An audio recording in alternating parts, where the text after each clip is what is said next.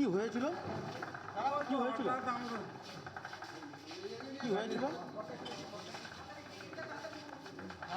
একজন নাম ঠিকানাটা বলুন তো।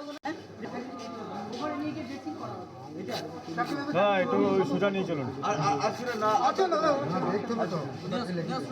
সোজা নিয়ে চলুন, সাইড সাইড সাইড। কোথায় লেগেছে? কোথায় লেগেছে? আমার হাত পা সব ভেঙে দিয়েছে।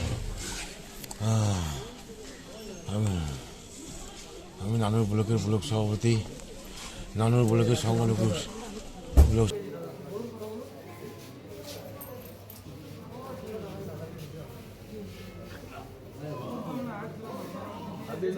ব্লকের সংখ্যালঘুদের ছেলে সভাপতি।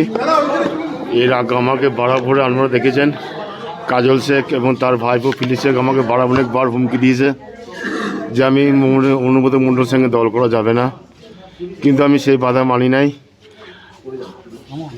এর আগে আমাকে অনেকবার মারার চেষ্টা করেছে, মেরেছে।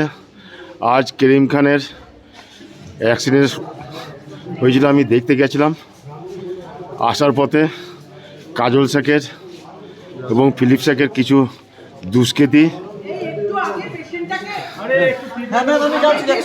মহিম শেখ এবং শুকুর শেখ তার বাহিনী 25 থেকে 30 জনা মোটরসাইকেল নিয়ে আমাকে পিরান্ডে মেরে ফেলার।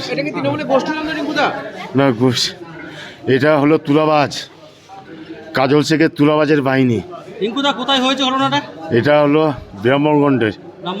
হ্যাঁ, কি দিয়ে মেরেছে আপনাকে? একদম প্রত্যেক জনের কাছে পিস্তল ছিল এবং শাবল ছিল। শাবলের আমার হাত তো পুরো ভেঙে দিয়েছে। হ্যাঁ হ্যাঁ। 11টা 11:30টার সময় কয়েকজন ছেলে আমার নানুর ব্লকের কোথাও বাড়ি মুখছে না, নামধাম জানি না, নানুর ছিল রিঙ্কুকে খুঁজছিল। আমি জিজ্ঞেস করছিলাম কেন? সে বলল 3-4 বছর আগে রিঙ্কু নাকি বেশ কয়েকজনের কাছে, কারো কাছে 3 লাখ, কারো কাছে 4 লাখ টাকা নিয়েছে চাকরি যাবার পরিবর্তে। সেই জন্য ওরা প্রায় কয়েকদিন ওর বাড়ি আসছে, খুঁজে পাচ্ছে না, বা বাজারে নানুরে খুঁজছে, বিভিন্ন জায়গা থেকে খুঁজে পাচ্ছে না।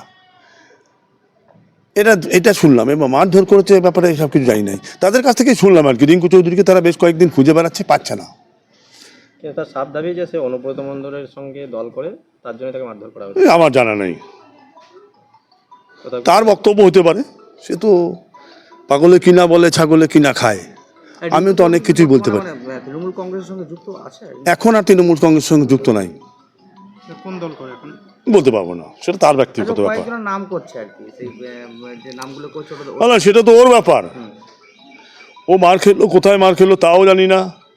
তবে আমি একটা বললাম যে ওকে কিন্তু বেশ কিছু লোক খুব রাগান্বিত অবস্থায় বেশ কয়েকদিন ওর বাড়ি আসছে, নানুরে বিভিন্ন জায়গায় যেখানে যেখানে বসে সেখানে খোঁজ করছে।